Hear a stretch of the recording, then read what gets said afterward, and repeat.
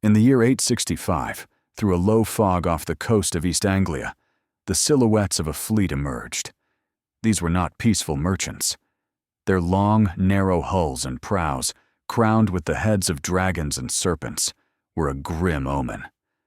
A power unlike any seen before had arrived on the Anglo-Saxon shores. These ships carried the Great Heathen Army, ready to descend upon an unsuspecting world. Striped sails, like the wings of strange birds, rose above the masts. These were the longships of the Great Heathen Army. But in the cold cells of the monasteries, peace still reigned. Monks, bent over parchments adorned with gold and azure, were oblivious to the coming storm. Their sacred texts, their relics, their entire heritage was doomed. These spiritual and cultural centers would be the invaders' first target. And not only them, but the common people, and even the kings, were unprepared for the approaching catastrophe. The Anglo-Saxon kings, divided by petty squabbles, continued to feast in their mead halls, blind to the threat from the east. The peasants in the fields were just as unaware that their crops, their livestock, and their homes would soon be wiped from the face of the earth. No one understood the true scale of the invasion. This was not a mere raid, but a great flood, meant to wash away their crowns, their laws, and their God. Division and complacency left England defenseless, for this army was driven not just by a thirst for plunder, but by a clear purpose: land and revenge. These warriors came not only for gold, but for land. They were guided by vengeance for the legendary chieftain Ragnar Lothbrok, and they brought with them the faith of the North, in Odin and Thor, scorning the Christianity of the Southerners. This was an ideological and conquering invasion. The hammer, raised over a fractured England, was ready to fall. In the coming years, this hammer would almost completely shatter the Anglo-Saxon civilization. The invasion would prove devastating, with cities and monasteries wiped from the face of the earth. Soon, only a single fragment of the entire Anglo-Saxon civilization would survive. And at this very moment in the south, in the kingdom of Wessex, a 16-year-old youth was growing up, possessing neither the strength nor the stature of a warrior. Hope would appear where it was least expected. This frail and bookish young man was the future savior of England. This thoughtful and sickly youth, who preferred scrolls of psalms to the clash of arms, was destined to become a symbol of resistance. He was the youngest of 5 royal sons, and no one foresaw his great future. But it was his name, Alfred, that would become synonymous with wisdom and the rebirth of a nation. Greatness was hidden behind an unassuming exterior. However, before he could become great, he would have to endure years of humiliation and crushing defeats. Alfred's story is one of long, bloody years of despair and humiliation. It is the path that would transform a sickly scholar into the greatest of kings. He would find within himself the strength not just to survive on the brink of annihilation, but to lay the foundation of an entirely new nation, born in fire and blood. A great personality is forged in great trials. To understand the scale of his achievements, one must first look at the England that existed before this invasion. Before the arrival of the Northmen, England was a patchwork of warring kingdoms, known as the Heptarchy.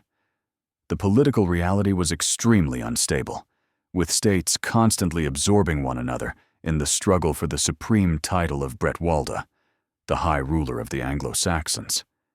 England was deeply fragmented. By the mid-9th century, only 4 major players remained on this stage. By the mid-9th century, 4 main kingdoms remained on the map: Northumbria in the north, Mercia in the center, East Anglia, and Wessex in the southwest. All were heirs to the Germanic tribes, the Angles, Saxons, and Jutes, who had settled the former Roman Britain. Anglo-Saxon society had a strict hierarchy, at the top of which stood the king, the ring-giver, whose authority was based on descent from the god Woden and generosity to his warriors. Society was structured around the king's power, yet it was not absolute. The king was more a first among equals than an absolute monarch. His power was limited by the Witenagemot, the Council of Wise Men, consisting of the high nobility, the ealdormen, and bishops. Without the council's consent, a ruler could not pass laws or declare war. His main functions were protection from external enemies and maintaining internal order. Power was balanced. The king's military might rely on a professional retinue and a popular militia. The kingdom's military strength consisted of two parts. The core was the Hearth-weru, a professional household guard bound to the king by an oath of loyalty. In the event of a major war, the fyrd was summoned, a militia of the people. Below the nobility were the free peasant landowners, the ceorls, who formed the backbone of society and the army. Their life was hard and entirely dictated by the agricultural cycle. Society was clearly structured. The world of these people was limited, and at the very bottom of the social ladder were slaves. The life of a common person was local. Peasants lived in small villages in wooden houses, surrounded by fields, and news reached them extremely slowly. At the lowest rung of the social ladder were the theows, slaves. They were prisoners of war, debtors, or those born into bondage. The economy was almost exclusively agrarian. It was a simple society with legalized slavery. Wealth was measured in land and cattle, while cities and trade were poorly developed. Wealth was measured not in coins, but in land and cattle. The towns, or burhs, were more like fortified administrative centers than trading hubs. Only small ports existed, like Lundenwitz, the future London, where English wool and tin were traded for Frankish swords, glass, and wine. However, the main force holding this fragmented and economically backward world together was a common Christian faith. The process of Christianization had been completed by the 9th century, and monasteries had replaced paganism. Christianization, which began at the end of the 6th century, through the efforts of Augustine of Canterbury's mission from the south and Irish monks from the north, was largely complete by the 9th century. Pagan shrines were destroyed, and in their place rose monasteries, which became not just spiritual, but also cultural, educational, and economic centers. Monasteries became key institutions of Anglo-Saxon society. The monks created works of art and accumulated vast treasures. In the monasteries, they copied manuscripts like the Lindisfarne Gospels, kept chronicles, and owned vast lands. The golden chalices, silver crosses, and reliquaries, stored in poorly defended coastal abbeys, were what attracted the northern raiders. The first Viking raids began at the end of the 8th century, and the sack of the monastery on the island of Lindisfarne in 793 sent a shockwave through the entire Christian world. The wealth and defenselessness of the monasteries became their curse. These first raids were swift and brutal. The sudden landings from long ships were a tactic the Anglo-Saxons were unprepared for. The raids were brutal and lightning fast. The Vikings would appear, plunder, and vanish before the local ealdormen could assemble the fyrd. Accustomed to ritualized warfare, the Anglo-Saxons saw the raids as divine punishment for their sins and could not counter an enemy who followed no rules. However, what began in 865 was no longer just a raid, but a full-scale invasion. In 865, something entirely different approached the shores of England. This was not a band of raiders, but a huge, well-organized army whose goal was not loot, but land. They landed in East Anglia, and the local king, Edmund, made a fatal mistake. He bought them off, providing the Vikings with horses. Having gained mobility, the army turned into a whirlwind that began to destroy the Anglo-Saxon kingdoms one by one. The War of Conquest had begun. By 866, the army moved north and, taking advantage of a civil war, captured York, the capital of Northumbria. Both claimants to the throne were killed. The once great center of culture fell and became a Scandinavian kingdom. The first Anglo-Saxon state was destroyed. The next target was Mercia, but not even the combined forces of two kingdoms could stop the invaders. In 867, the Vikings captured Nottingham. King Burgred of Mercia and King Ethelred of Wessex united their forces, but even their combined army could not retake the city. The Mercians were forced to make a humiliating peace.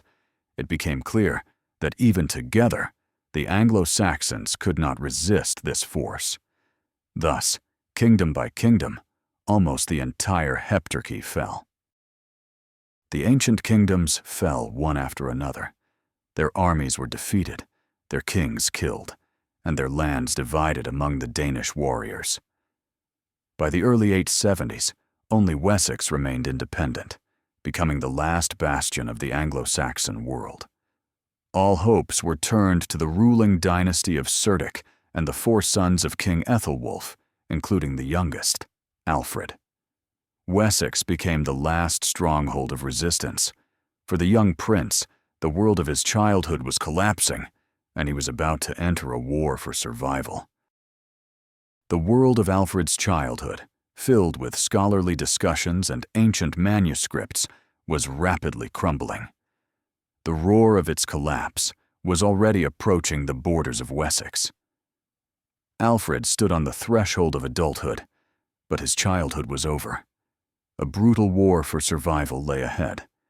To understand the essence of this man who saved his kingdom, we must return to his childhood. To understand Alfred, we must go back to the year 849, when he was born at a royal estate, the fifth and youngest son of King Ethelwulf. His chances of reaching the throne were negligible. 4 older brothers stood before him in the line of succession. Most likely, with his thirst for knowledge, he was being prepared for a career in the church, where this talent would be most fitting. His birth did not foretell a royal destiny, and his childhood was marred by constant illness. His 4 older brothers, Ethelstan, Ethelbald, Ethelbert, and Ethelred, had undeniable priority in the succession. From the very beginning, a different fate was intended for Alfred. A career in the church was considered the best use for his talents and intellect. His life path seemed predetermined. Moreover, from childhood, he was plagued by serious ailments. Alfred's childhood was overshadowed by a constant struggle with a mysterious and painful illness. His biographer, Bishop Asser, reports that the ailment, which modern doctors believe to be Crohn's disease, tormented him his entire life with sudden bouts of pain. However, this relentless battle with his own body forged in him not weakness, but incredible self-discipline and immense willpower.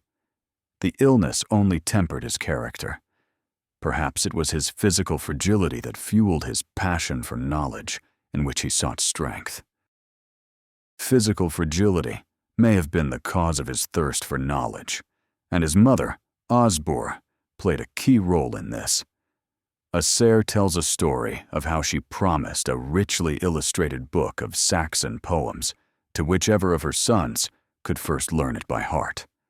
Unlike his older brothers, young Alfred immediately found a teacher, learned the text, and received the book. This episode vividly illustrates his innate curiosity and determination. But the most formative event that shaped his worldview was a journey to Rome. In 853, when Alfred was only 4 years old, his father sent him to Rome to strengthen ties with the papacy. There, he was received by Pope Leo IV. The Anglo-Saxon Chronicle claims that the Pope anointed him as king, but historians believe it was more likely a confirmation ceremony with special honors, or the bestowing of the symbolic title of Roman consul. From a young age, he was introduced to the grand stage of European politics. 2 years later, he traveled to Rome again, this time with his father. In 855, Alfred traveled to Rome again, now with his father, King Ethelwulf. The journey lasted about a year and had a profound impact on him. He saw the center of the Christian world, the city of the apostles Peter and Paul. Although 9th century Rome was a mere shadow of its former imperial glory, with a ruined forum and crumbling Colosseum, to the young prince, it was a city of great basilicas and the unshakable power of the Pope. This journey shaped his religious worldview. On their way back, the court of the King of the West Franks awaited them. At the court of Charles the Bald, grandson of Charlemagne, Alfred came into contact with the legacy of the Carolingian Renaissance, with a culture of patronage for the sciences and arts. He saw the splendor of the papal court and heard the solemn Latin liturgy. This experience instilled in him the ideal of a wise, educated, and pious Christian ruler, an ideal he would later strive to embody. He had found a role model. However, while they were traveling, a rebellion broke out in Wessex, instigated by his older brother. While King Ethelwulf and young Alfred were away, a political crisis erupted in Wessex. The king's eldest son, Ethelbald, rebelled against his father. He feared that Ethelwulf's new wife, Judith, daughter of Charles the Bald, would bear new heirs who could push him from the throne. Dynastic disputes threatened the kingdom's stability. To avoid a civil war in the face of the Viking threat, Ethelwulf took an unprecedented step. To avoid a ruinous civil war, Ethelwulf made the wise decision to divide the kingdom. He gave the western, better part, Wessex proper, to his eldest son Ethelbald, and kept the east for himself. After Ethelwulf's death in 858, his sons agreed to inherit the throne in turn, ensuring that an adult and experienced ruler would always be at the head of the state. The dynasty chose stability over internal conflict. After the short reigns of the two eldest brothers, the throne passed to the third, Ethelred. Ethelbald's reign was short, and he died in 860. He was succeeded by Ethelbert, who ruled until 860. In the year the Great Heathen Army landed, the third brother, Ethelred, took the throne. It is at this moment that the public life of 16-year-old Alfred begins. He receives the title of Secundarius, meaning the second, the recognized heir, and becomes his brother king's right-hand man. Alfred enters high politics at the most critical moment. The years of study were over, and now he had to learn the science of war. The years of studying psalters and manuscripts were over. Now, Alfred had to study the bloody book of war. The sickly youth who had dreamed of the quiet of a monastery library was forced to don armor and stand in the shield wall beside his brother to defend his world from the encroaching darkness. Duty compelled him to become a warrior. The most important and brutal lessons were yet to be learned on the field of battle. The year 871 went down in history as the year of battles. The wave of the Danish invasion, which had swallowed the other kingdoms, finally crashed down on Wessex with its full force. For the 22-year-old Alfred, it was a year of bloody apprenticeship that transformed him from a prince into a seasoned commander. Over 12 months, the Saxons and Danes clashed in 9 major engagements. The fate of the last Anglo-Saxon kingdom hung by a thread. The Vikings had invaded the very heart of Wessex, making camp in a strategically vital location. At the end of 870, the Vikings crossed the Thames, aiming for the complete conquest of Wessex. They set up a well-fortified camp at Reading, at the confluence of the Thames and Kennet, protected by rivers and an earthwork rampart. The Danes were commanded by the experienced and ruthless kings Bagses and Halfdan, who were confident of their victory. The invaders had a clear plan and strong leadership. King Ethelred and his brother Alfred immediately gathered the militia and marched to meet the enemy. Ethelred and Alfred quickly assembled the fyrd, and the first serious clash occurred at Englefield. There, a Saxon contingent under Ealdorman Ethelwulf attacked a Viking foraging party and won a victory, killing one of the Danish jarls. This small but important victory for morale showed that the Vikings could be beaten. However, emboldened by this success, the Saxons launched an assault on the main camp, which ended in disaster. Emboldened by their success, Ethelred and Alfred attacked the main Viking camp at Reading just 4 days later. The assault turned into a complete rout. The Danes launched a furious sortie and inflicted a crushing defeat on the Saxons. The army of Wessex retreated with heavy losses, among them Ealdorman Ethelwulf, the hero of the previous battle. Quick success was followed by catastrophe. And it was in this moment of desperation that one of history's most famous battles took place. Just 4 days after the rout, the Saxons, having regrouped, again met the main Viking army at Ashdown. Confident in their superiority, the Danes took a favorable position on a hilltop, dividing their army into 2 forces under the command of their kings and jarls. At the foot of the hill, the Saxons also divided. One part was commanded by King Ethelred, the other by his brother Alfred. A decisive battle was brewing under unfavorable conditions for the Saxons, and here a turning point occurred. While the Danes were forming up for battle, preparing to charge down the hill, King Ethelred was hearing mass in his tent. According to his biographer Asser, he declared he would not go to his troops until the service was finished, placing the service of God above the salvation of his men. Meanwhile, the Danes had already begun their descent, threatening to crush Alfred's ranks, which were left without support. The king's piety had put the entire army on the brink of certain doom. The situation was desperate, and Alfred had to make a difficult choice. The situation for Alfred was critical. He faced a choice: retreat and be forever covered in shame, or begin the battle without the king's order, breaking the chain of command. Seeing the mortal danger hanging over his men, Alfred made his decision. He chose to attack. Like a wild boar, as Asser writes, he led his men in a furious countercharge up the slope. Alfred, like a wild boar, led his men in a desperate charge up the slope. A brutal melee began.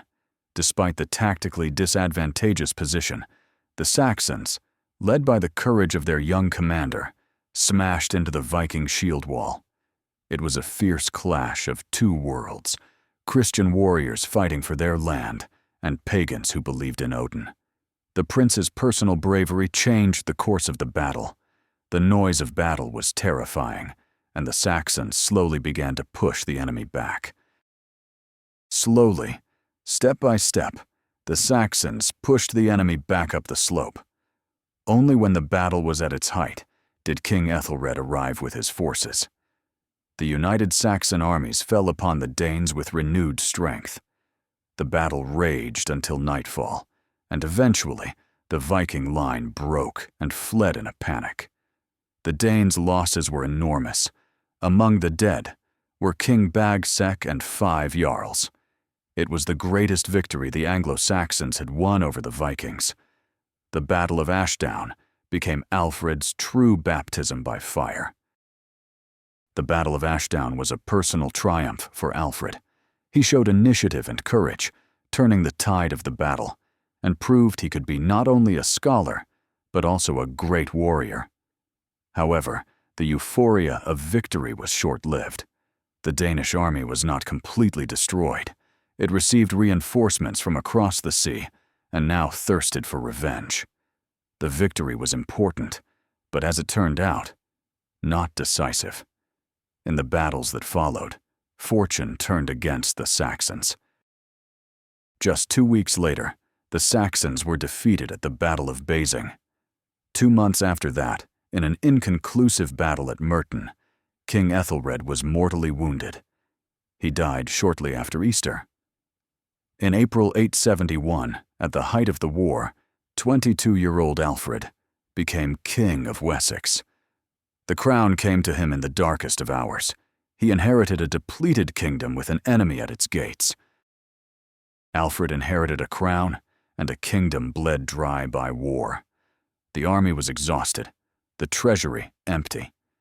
His very first battle as king, at Wilton, ended in defeat. Alfred was forced to take a humiliating step and do what other kings had done before him: pay the Vikings to leave. This was not a surrender, but a desperate attempt to buy time to rebuild his forces. A fragile lull followed. The tribute paid by Alfred brought Wessex a deceptive respite. The Danes turned their attention to easier prey and finally subjugated Mercia, driving out King Burgred and installing a puppet ruler in his place. After this, the Great Heathen Army split into 2 parts. The threat temporarily receded from the borders of Wessex. One part of the army went north, while the other, under the command of a new leader, Guthrum, remained in the south, awaiting an opportune moment. Part of the army, led by Halfdan, went to Northumbria, where the warriors settled on the land and founded the Scandinavian Kingdom of York. The other part remained in the south, under the command of a new, ambitious leader, Guthrum. For several years, they gathered strength in Mercia and East Anglia, waiting for the right moment for a decisive strike against Wessex. The lull was merely preparation for a new war. Alfred used these years of peace to strengthen his kingdom. Alfred used the few years of peace to the fullest. He consolidated his power, refilled his treasury, and conducted military experiments. He clearly understood that the temporary militia was ineffective against a professional Viking army and began to create small, mobile units. Alfred was learning from past mistakes. He also began to realize the importance of controlling the sea, winning his first naval victory.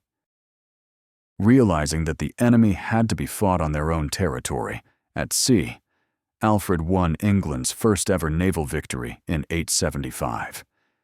It was a small but significant success.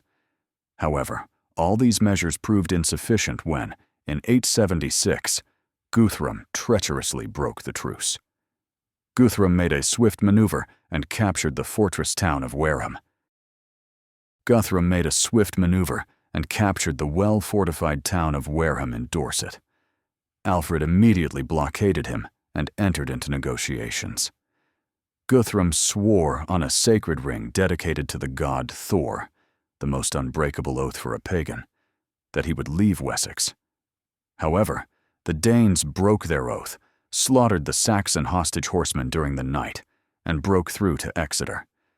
It became clear that the oaths of pagans were worthless. Alfred trapped them in the city again, and this time, nature helped him. Alfred pursued the Vikings again and trapped them in Exeter. And then, nature itself came to his aid. A Viking fleet sailing to reinforce Guthrum was caught in a violent storm off Swanage. 120 ships were wrecked. Deprived of reinforcements, Guthrum was forced to surrender. This time, he swore an oath on Christian relics and actually withdrew to Mercia. The threat had receded again, but this was only a prelude. Alfred could breathe a sigh of relief, but Guthrum had not abandoned his plans. Guthrum had not abandoned his plans to conquer Wessex. He had only changed his tactics. He realized that in open battle, the army of Wessex, led by Alfred, was too dangerous. He decided to strike a blow that would break not the army, but the Saxons' very will to resist. The enemy was preparing a devastating psychological blow. In January 878, when no one expected an attack, Guthrum's army launched a blitzkrieg. In January 878, just after the Feast of Epiphany, Guthrum's army launched a surprise blitzkrieg. The attack came in winter, during the holidays, violating all the unwritten rules of warfare of that time. Their target was the royal residence at Chippenham, where Alfred and his court were celebrating Christmas. The enemy struck at the most unexpected and vulnerable moment. The blow was so sudden that it caught the Saxons completely off guard and led to a total collapse. The blow was sudden and stunning. The guards were cut down, the royal court scattered. Alfred himself, with a small group of loyal bodyguards, miraculously managed to escape. Overnight, the powerful King of Wessex became an exile in his own country. His kingdom was overrun. The king had lost everything. The elite were killed or submitted, the militia was scattered, and the state structure of Wessex simply crumbled. Alfred lost everything: his army, his treasury, his kingdom. The Ealdormen and Thegns were either killed or swore allegiance to the Danes, and part of the population fled to Francia. The militia was demoralized and dispersed. The king had nothing left but his life and a handful of loyal warriors. This was the absolute lowest point. This darkest period of his life became the basis for future legends. Hunted by his enemies, he was forced to hide in the marshes of Somerset. Hunted relentlessly by his enemies, he hid in the dense forests and marshlands of Somerset. He finally found refuge on the lost Isle of Athelney, a bleak and inhospitable place, protected on all sides by treacherous swamps. Here, in a small, hastily built fort, the king of the last Anglo-Saxon kingdom lived the life of an exile. The king had hit rock bottom. It is to this period that the famous legend of the cakes belongs. Legend has it that while hiding from his enemies, Alfred found shelter in the hut of a simple swineherd. The peasant's wife, not recognizing the king in his tattered clothes, asked him to watch some cakes baking on the hearth. Consumed by bitter thoughts about the fate of his kingdom, Alfred failed to notice the cakes burning. The returning woman scolded him as a lazy vagabond, and the king humbly accepted her rebuke. This story, though fictional, symbolizes the depth of his fall and his unity with the suffering of his people. This story of the cakes is important for understanding the popular image of Alfred. It humanizes the king at the moment of his greatest humiliation. However, life at Athelney was not a time of passive waiting, but a period of real guerrilla warfare. From his refuge, Alfred and his men launched daring raids against the Vikings, keeping the flame of hope alive. He was broken, but not defeated, and in the depths of despair, he was already planning his return. In the quiet of the Somerset marshes, Alfred did not surrender. He planned his comeback. He secretly sent messengers to loyal Ealdormen in Somerset, Wiltshire, and Hampshire, calling them to prepare their men and await his signal to rise. He knew perfectly well that he would have only one chance to rally the people and fight a decisive battle for the future of England. The winter of 878 was the lowest point of his life, but it was from this darkness that the dawn was about to break. The spring of 878 brought no relief to Wessex. Guthrum and his army felt like absolute masters of the conquered land. They divided up the estates, imposed tribute on the Saxons, and ruled from the captured town of Chippenham. They considered the war over, and King Alfred either dead or fled across the sea. The conquerors mistakenly believed they had won a final victory. But at that very same time, in the swamps of Athelney, the spark of resistance, fanned by the king, was already growing into a flame. Suddenly, an event occurred that became the first glimmer of hope.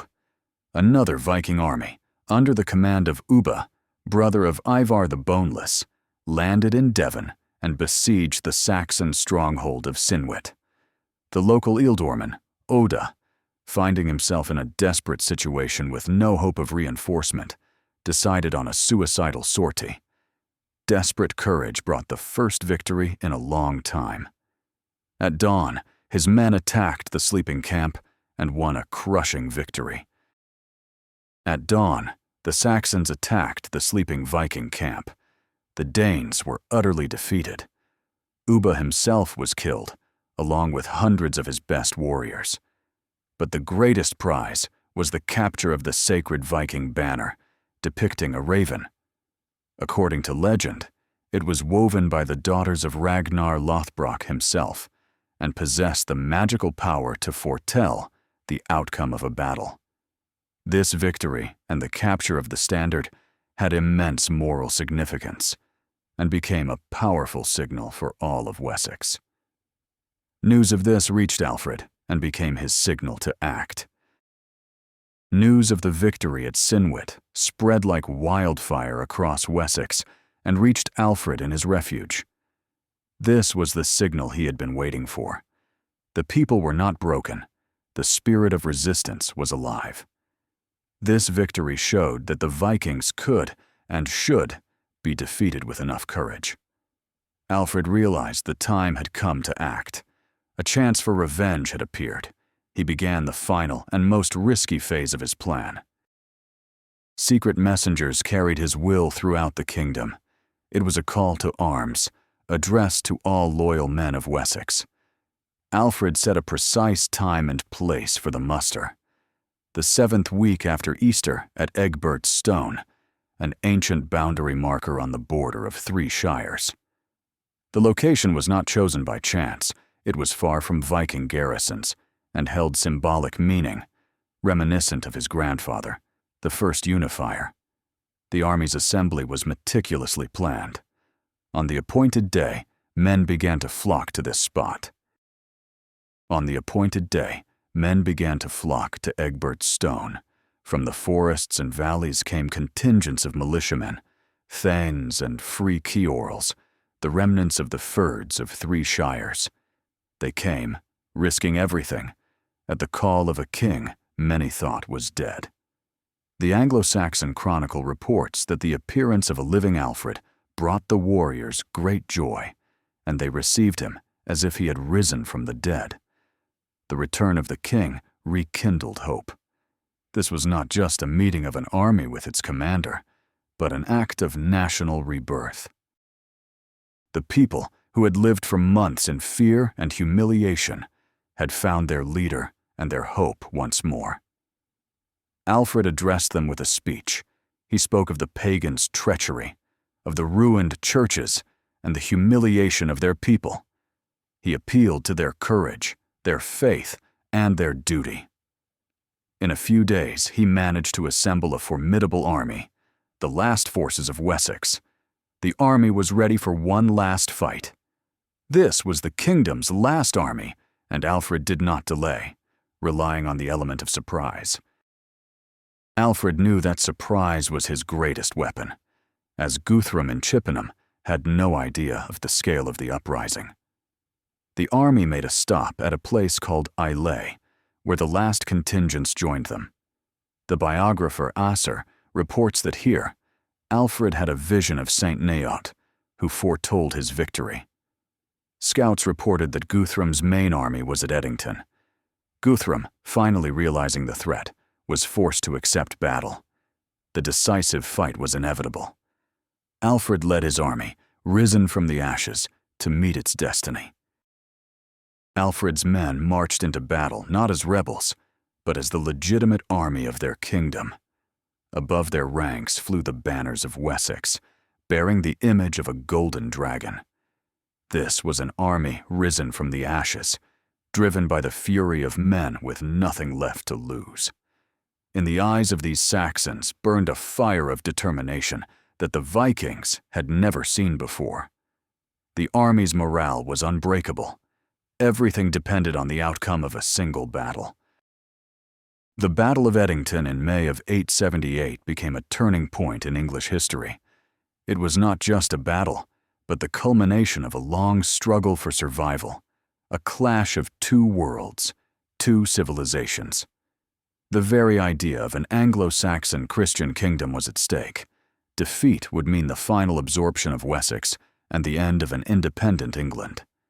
Victory, however, offered a chance for rebirth. This was the moment of truth. Alfred led his army to the foot of a hill, where Guthrum was already waiting for them. As in the Battle of Ashdown, the Danes had occupied a tactically advantageous position on high ground. But this time, Alfred's army was completely different. These were men united by a common calamity and a final hope. Led by a king they saw as a messenger of God. Their fighting spirit was at an unprecedented high. The moral advantage was on the side of the Saxons. The king arranged his army in the traditional and formidable shield wall formation. The king formed his army into a dense shield wall formation. Warriors stood shoulder to shoulder, their shields overlapping to form a solid barrier from which long spears protruded. In the front ranks stood the most experienced and well-armed warriors, thegns and housecarls in armor, while behind them were the common ceorls with axes and spears. Alfred's plan was simple but brilliant: to withstand the enemy's first furious assault and force them into a grueling battle of attrition. The battle began with a Viking charge down the hill. The Vikings, with a furious war cry, rushed down the slope, crashing against the Saxon shield wall. The first moments of the battle were a living hell. The thunder of axes, striking shields and wood could be heard for miles. The shield wall shuddered under the terrible blows, but it held. Warriors in the front ranks fell, but their places were immediately taken by others. The Saxons had withstood the first, most terrible charge. The king himself fought in the very center of the battle, inspiring his men by his personal example. Bishop Asser writes that Alfred fought fiercely in the dense formation, right in the center of the brutal hand-to-hand combat, where everything was decided by endurance and courage. Hours passed, and the battle raged on. The persistence of the Saxons, born of desperation and faith in their leader, gradually began to wear down the Danes, who had not expected such resistance. Steadfastness proved stronger than fury. When the Vikings' offensive momentum weakened, Alfred gave the order to counterattack. When the Vikings' furious offensive finally weakened, Alfred gave the decisive order. The shield wall moved slowly, but relentlessly forward and up the slope. The Vikings, unaccustomed to such organized resistance, faltered. Their line broke, confusion set in, and it quickly turned into a panicked flight. The Anglo-Saxon Chronicle simply states, "God gave him the victory." Unlike the last time, Alfred did not let the enemy recover and organized a merciless pursuit. Alfred did not repeat the mistake made after the Battle of Ashdown. This time, the pursuit was relentless and organized. The Saxons chased the Vikings all the way to their fortified camp at Chippenham. Those who managed to reach the fortress, including Guthrum himself, were trapped. Instead of a risky assault, Alfred began a systematic siege. The enemy was given no chance to recover. The army surrounded the fortress, cutting the Vikings off from all supplies. The army surrounded the fortress in a tight ring. The Saxons destroyed the crops, cut off supply routes, and seized all the cattle in the area. The siege lasted for 2 weeks. Inside the Viking camp, famine and disease set in. Their will to resist was finally broken, and Guthrum sued for peace. And here, Alfred proved himself not only as a great commander, but as a wise statesman who looked to the future. Alfred showed himself to be a wise statesman. He could have ordered a massacre and destroyed the remnants of Guthrum's army, but he understood this would not solve the problem.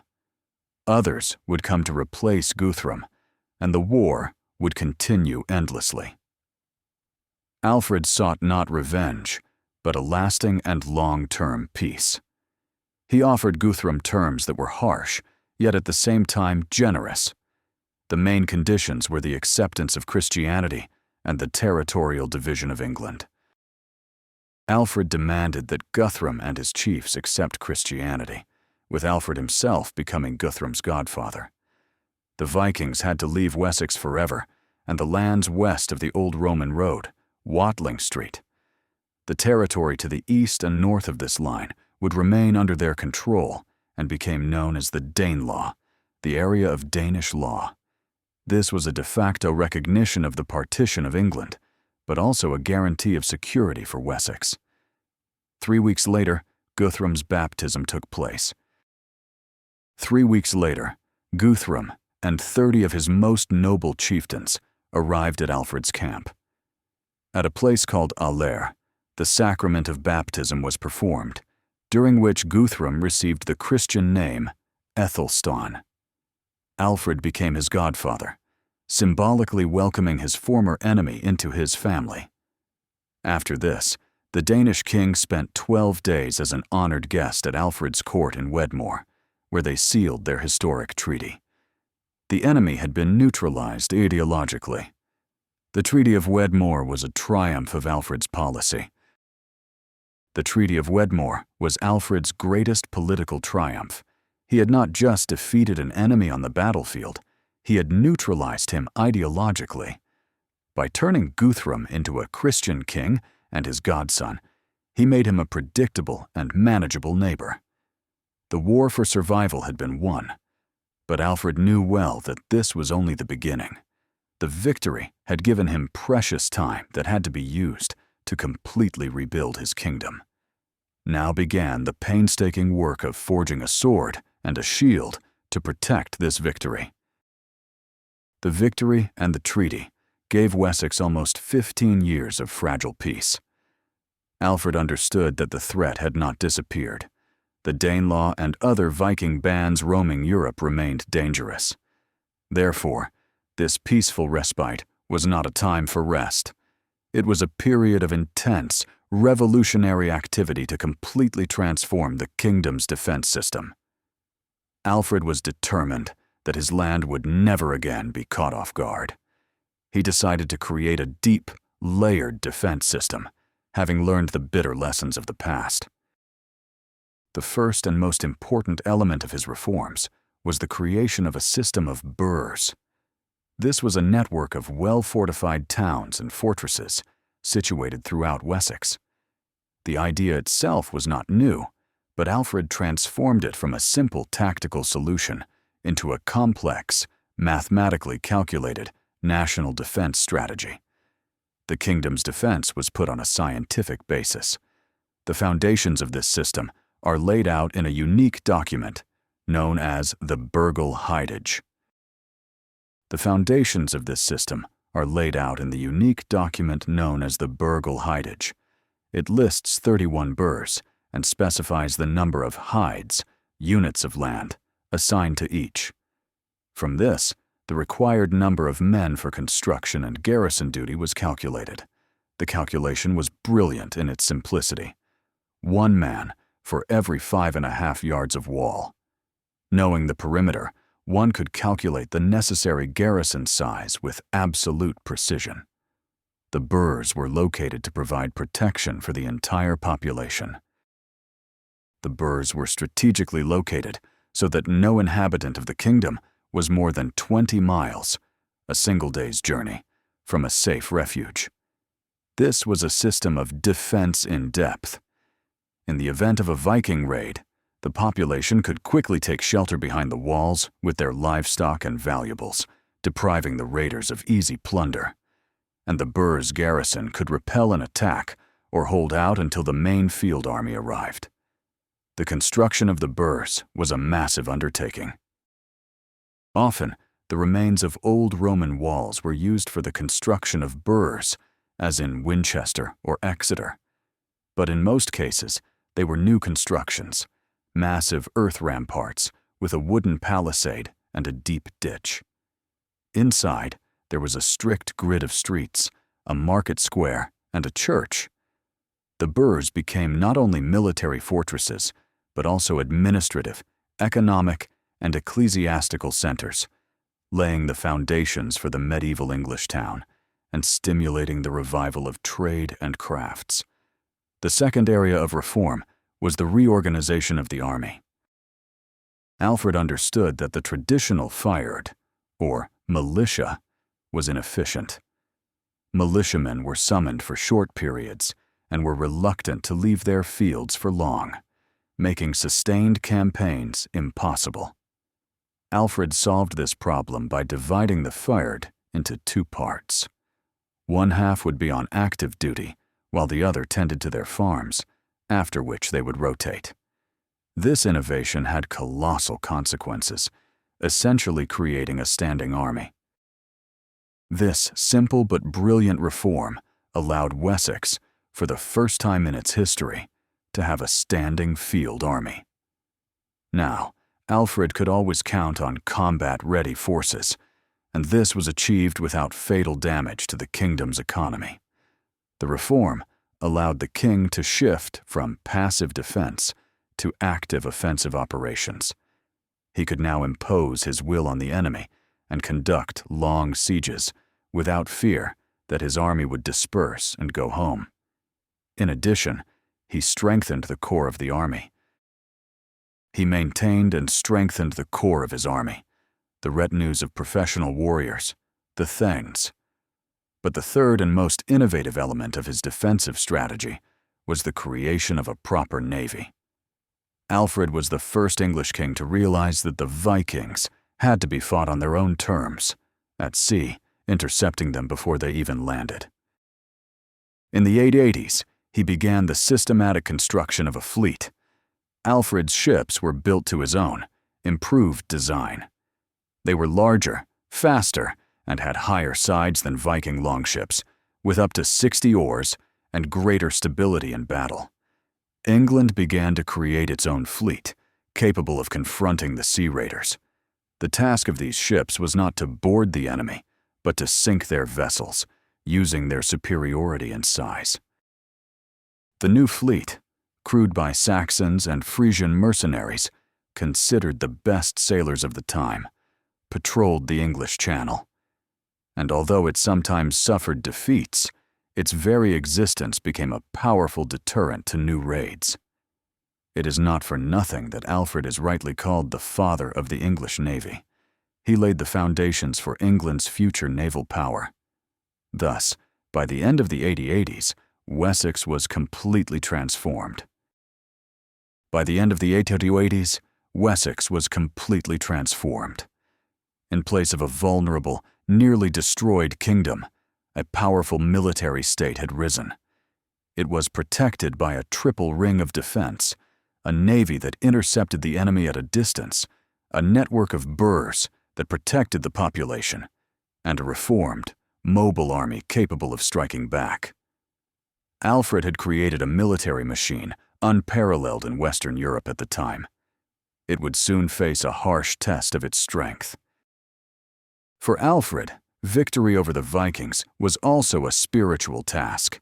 He was deeply convinced that the invasion was God's punishment for the sins of his people, primarily for their widespread ignorance.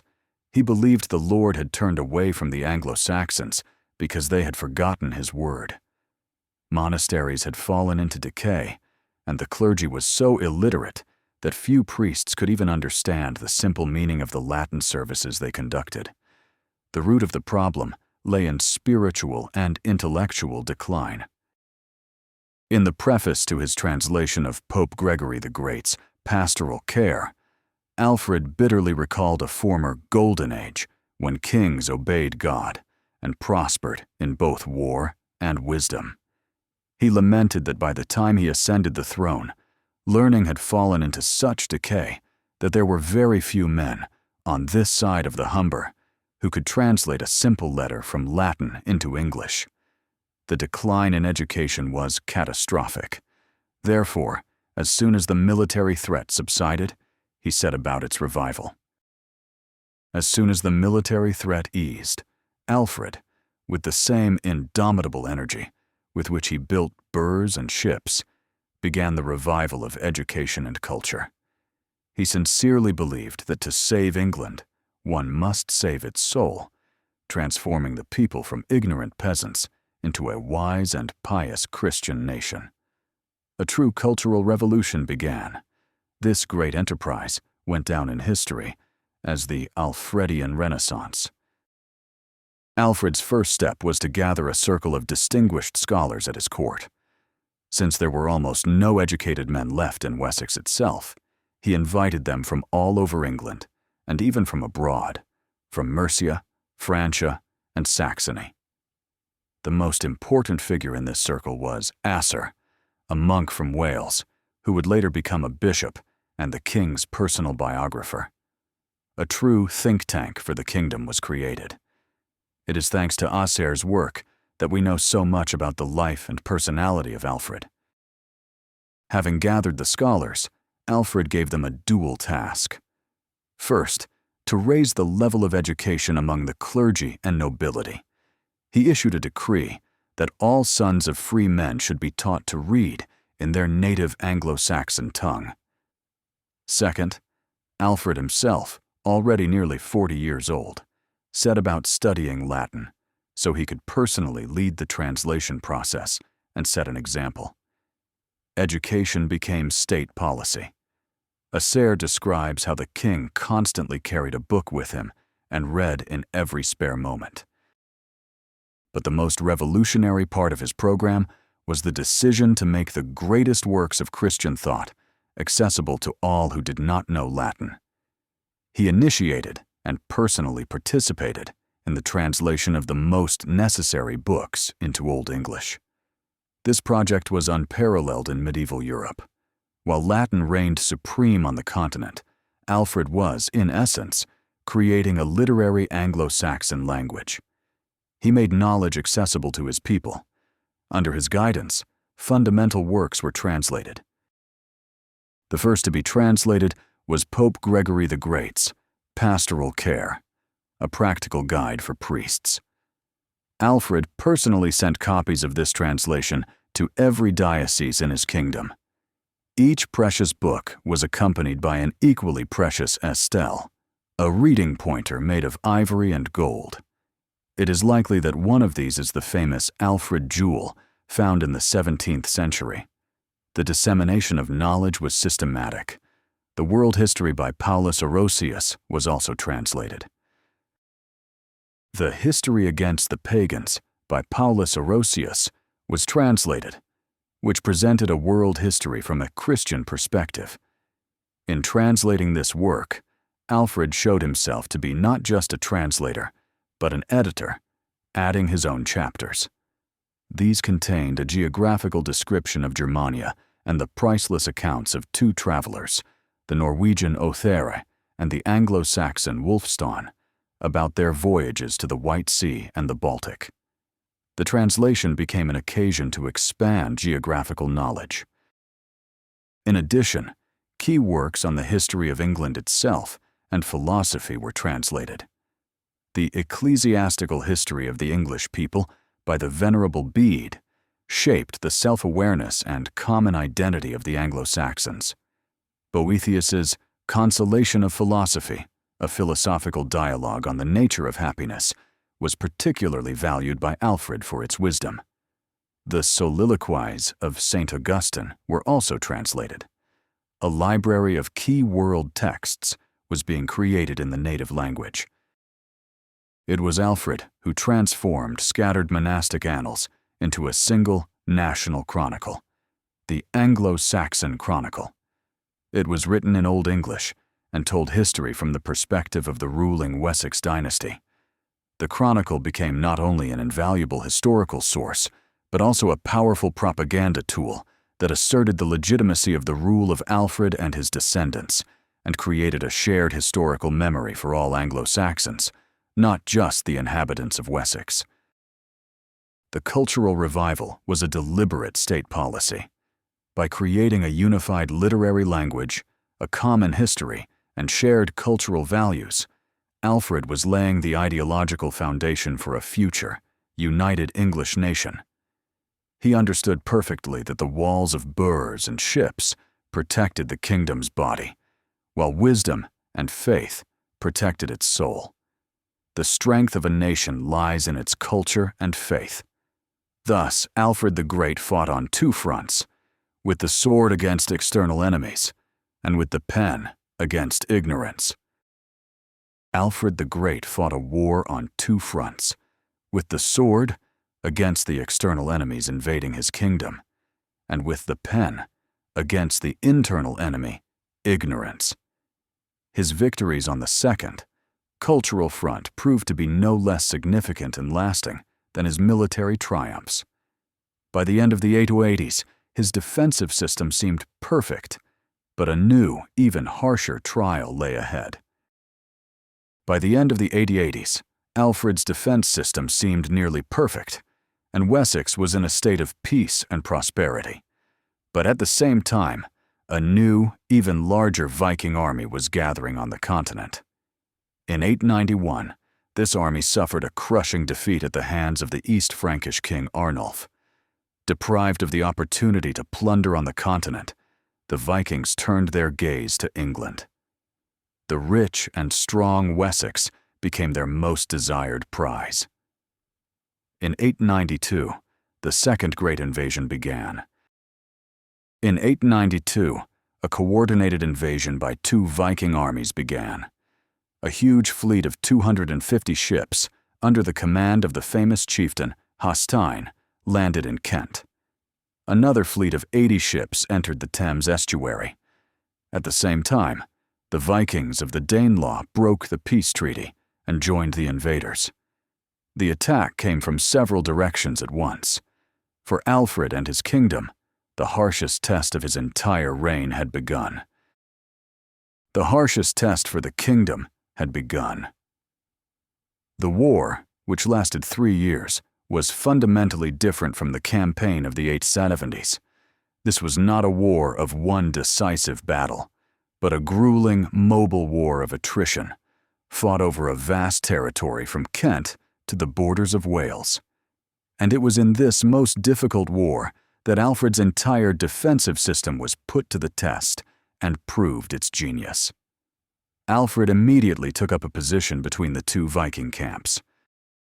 Alfred, with his field army, took up a fortified position between the two Viking camps, preventing them from joining forces. He did not attack them head-on, preferring a strategy of blockade and attrition. At the same time, the garrisons of the burhs throughout the kingdom successfully repelled raids by smaller Viking bands. The system worked as a single mechanism. The population was safe behind the walls, and the raiders were left with nothing. Seeing the futility of attacks in the south, Hásteinn made a daring dash to the west. Hásteinn made a swift dash to the west, hoping for easy plunder in less protected areas. But he was immediately intercepted by a Saxon army, commanded by Alfred's son, Edward, and his son-in-law, Ealdorman Ethelred of Mercia. They caught the Vikings at Farnham and inflicted a crushing defeat on them. The remnants of Hásteinn's army fled and took refuge on an island. The mobile army had effectively countered the enemy's maneuver. While they were blockading Hásteinn, news arrived of the siege of Exeter. News arrived that the Danelaw Vikings, seizing the opportunity, were besieging Exeter. Alfred immediately marched west to save the city. At the same time, another Danish army, learning of Hásteinn's defeat, crossed southern England and besieged one of the burhs in Sussex. But there, the local fyrd, without waiting for help, attacked them independently and put them to flight. The defense system could also operate autonomously, without the king's direct involvement. This series of events perfectly illustrates the effectiveness of Alfred's system. The effectiveness of Alfred's system was demonstrated in the coordinated action of all its parts. While the king and his son led the field armies, pursuing the main enemy forces, the garrisons of the burhs and local militias dealt with local threats on their own. The enemy could not establish a foothold anywhere. They were constantly harassed and attacked. The war continued. The Vikings built camps. Alfred blockaded them. The enemy was caught in a defensive net. One of the most dramatic episodes was the siege on the River Lea. A dramatic episode was the Viking siege of a fortress on the River Lea, north of London. To deprive them of the ships they had used to sail up the river, Alfred employed an engineering trick. He ordered the construction of 2 small forts, further downstream, and blocked the river with obstacles. The Vikings, realizing their fleet was trapped, were forced to abandon their ships and retreat overland. The Londoners triumphantly seized the abandoned longships. By 895, the Vikings were completely exhausted. By 895, the Viking army was completely exhausted and demoralized. 3 years of grueling warfare had brought them nothing but heavy losses. They had failed to take a single boor and had not won a single major battle. Their tactic of swift raids proved utterly useless against a defense-in-depth system. In the summer of 895, they finally abandoned their plans. Some returned to the Danelaw, others sailed away to Francia. The great invasion had ended in total failure. The victory in this difficult war was a triumph, not of a single brilliant battle, but of the entire system created by Alfred, his patience, and his organizational genius. He had created a kingdom that could defend itself. All the elements of his military machine, the fleet, the burghs, and the mobile army, worked exactly as he had intended. Wessex had not just survived, it had become stronger than ever, emerging as the undisputed leader and protector of all Anglo-Saxons. The last years of Alfred's life were spent in relative peace.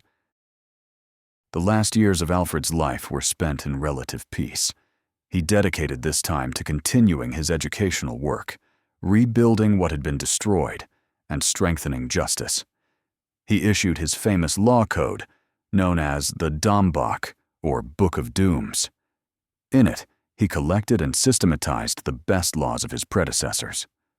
The code began with a translation of the 10 Commandments, emphasizing that the king's law was based on God's law. This was another step towards creating a unified legal and moral space for the future England. Alfred the Great died on the 26th of October, 899, at the age of only 50. He was buried in his capital, Winchester. The legacy he left behind was colossal and multifaceted. But the most important and undeniable part of it is that, in the most direct physical sense, he saved Anglo-Saxon civilization from complete and certain destruction. He was the savior of his people and his culture. If Wessex had fallen, the entire history of England would have taken a completely different course. If Wessex had fallen, all of England would have become Scandinavian, and Christianity and Anglo-Saxon culture would most likely have been wiped out. Alfred single-handedly stopped this process.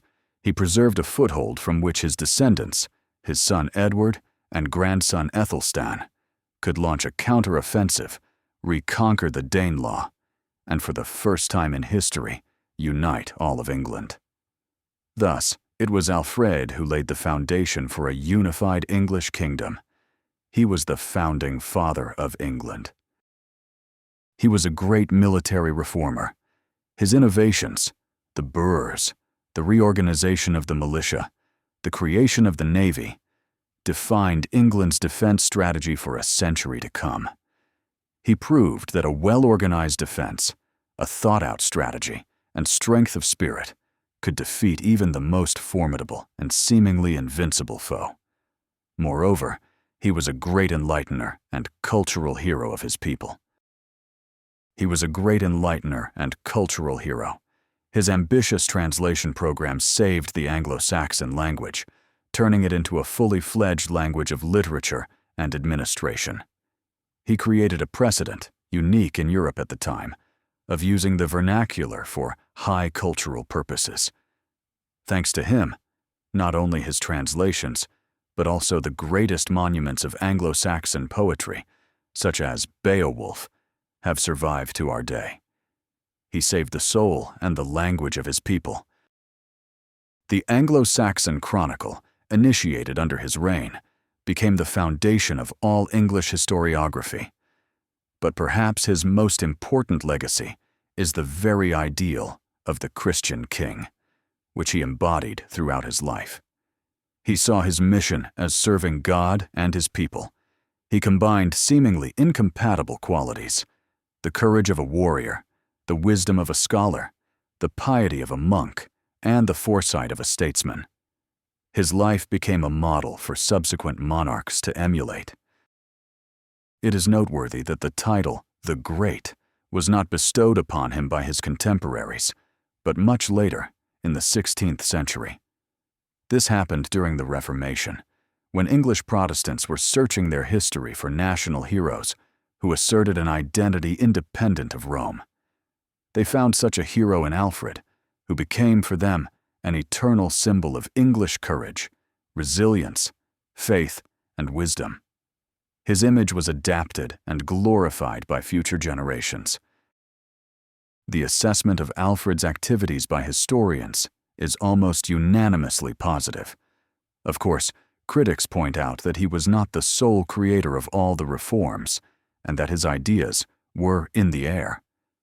Others note that his biographer, Acer, may have idealized his patron. But even with these reservations, the scale of his personality and his achievements is absolutely undeniable. He took over a kingdom on the brink of total collapse and left behind the most powerful and culturally developed state in Britain. He took over a kingdom on the brink of collapse and left behind the most powerful, organized, and culturally developed state in Britain. The story of Alfred is not just a tale of a king who won battles. It is an epic saga of how, in the face of imminent doom, one man, guided by faith, intellect, and an unbreakable will, managed not just to survive, but to lay the solid foundation for a future great nation. He was the king who, in the darkest hour, did not let the light of civilization go out. In the darkest hour of his people's history, he did not let the light of civilization go out. That light, preserved and magnified by him, continues to burn through the ages, a reminder of the frail, bookish prince who became a hammer to his enemies, a shield to his people, and the true founding father of England. His legacy lives on to this day. The story of Alfred the Great is a testament to how much one person can achieve. We thank you for joining us on this journey. If the story of the warrior king and scholar king resonated with you, subscribe to our channel, give us a like, and share your thoughts in the comments. Many more great stories are yet to come.